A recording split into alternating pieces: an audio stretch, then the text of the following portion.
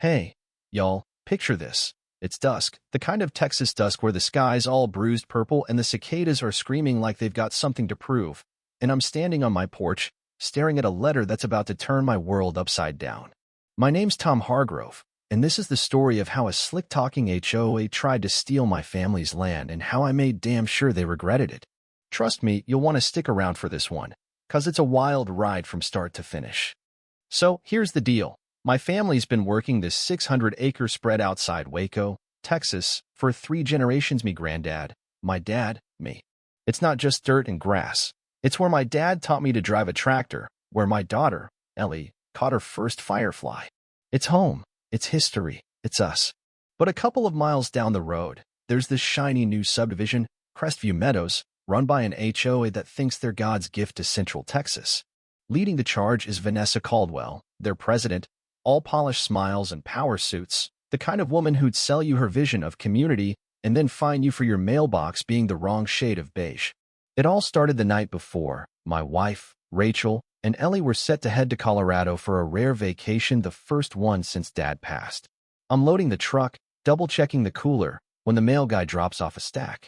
Buried under the feed store flyers is this crisp envelope from Crestview Meadows HOA, fancy letterhead and all.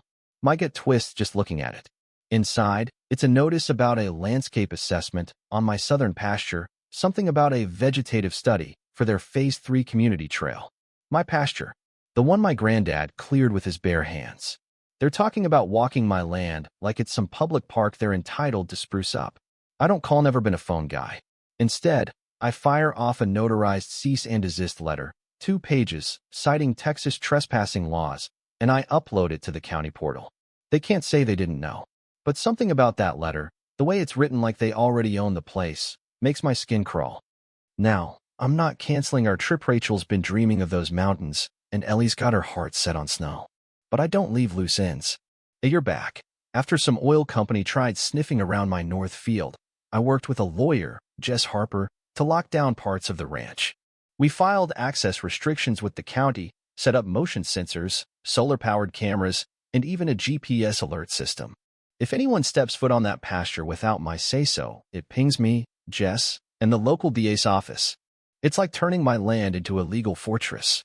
Before we leave, I walk the field one last time, frost crunching under my boots, checking every sensor, mounting a new camera by the gate. Rachel teases me, says I'm worse than our old hound, Rusty, always sniffing for trouble. Maybe she's right, but in Texas, land's your legacy, and you don't let vultures circle without a fight. We hit the road at dawn, Ellie snoring in the back, Rachel sipping gas station coffee. I'm trying to let go, telling myself it's just HOA hot air, but deep down, I know Vanessa's been eyeing my land since her subdivision sidewalks started creeping toward my fence. Those benches they put up, facing my creek like it's their postcard, that's no accident. We get to our cabin in Colorado, nestled in the Rockies, with no cell service unless you hike a mile. It's perfect until day 3, when I'm halfway through my coffee and a satellite alert hits my backup phone. Perimeter breach, Zone 4S. Vehicle ID, box truck. Camera, feed available. My heart's pounding. I step onto the deck, pull up the feed, and there it is, a white truck and a black SUV rolling onto my land like they own it. 5 people, one with a clipboard, another unloading stakes and flags. And then I see her, Vanessa, in her Crestview Meadows windbreaker, standing on my pasture, pointing at my creek like she's Christopher Columbus claiming it for the HOA. They're hammering stakes, unrolling a banner that says, Future Crestview Trail, Nature for All. I'm not shocked, I'm pissed. I knew it. I damn well knew it. The cameras catch everything. Vanessa's crew spreading gravel, a drone buzzing overhead, her voice on tape saying, This land's been neglected too long, we giving it back to the people. My land, where my dad's ashes are scattered, is neglected? I open my legal dashboard, and the system's already working. Video packets sent to the DA, GPS data to Jess, a trespass report to the sheriff. Vanessa's gambling. I'm too far away to notice, thinking she can pave a trail and call it community progress before I'm back. She's wrong. I tell Rachel there's trouble, but we're not cutting the trip short. Ellie's out there building a snowman, and I'm not ruining that. Jess calls, says she's filed for emergency judicial review. Vanessa's on restricted land, And the second they started digging, it's not just civil, it's criminal mischief. The audio's gold. Vanessa saying, "This is step one to reclaiming it for our residents." Jess is practically cackling. "Give me a restraining order and a criminal complaint," I tell her. "And get the sheriff out there now." By nightfall, the sheriff's office pings me. Deputies found Vanessa's crew still at it, with folding chairs and a Bluetooth speaker blasting Vivaldi like it's a damn picnic. Vanessa tries to charm them, hands over a glossy map, not mine, not county approved, but some Photoshopped nonsense with Crestview Greenway scribbled over my deed. She claims she's in talks with the county. They confiscate it, arrest her for trespassing, and impound the truck. Inside, tools, gravel, a half-built Crestview welcome arch, and fake signs with the county seal, another felony for impersonating a public agency. The media's on it before I'm even back. A local paper runs a headline: HOA head arrested in land grab scandal. I don't care about the spotlight. I just want my land. When we get home, I walk the pasture at dawn. The stakes are still there, flags flapping like they're mocking me. I stand where Vanessa stood, by the creek, and I can almost hear her smug voice. But the land's still mine, frost and all. Sheriff Dawson pulls up, hands me the incident report, says Vanessa's screaming about her constitutional right to beautify. We both laugh. She's out on bond, but the DA's digging into her emails, and that fake map? Traced to a shady firm she hired, with doctored GIS data. Felony fraud.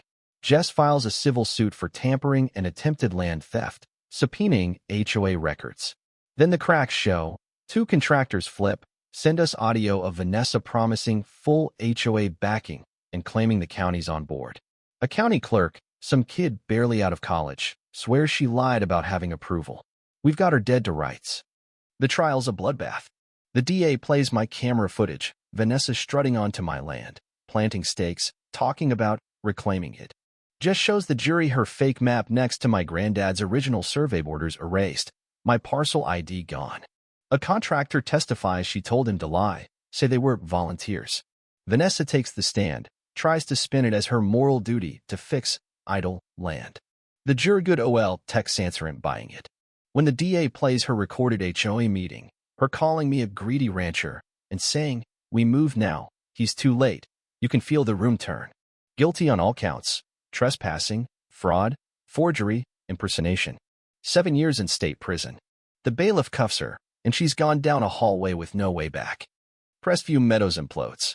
The county padlocks their office, their website crashes, and residents are furious, finding out Vanessa charged them for land she didn't own.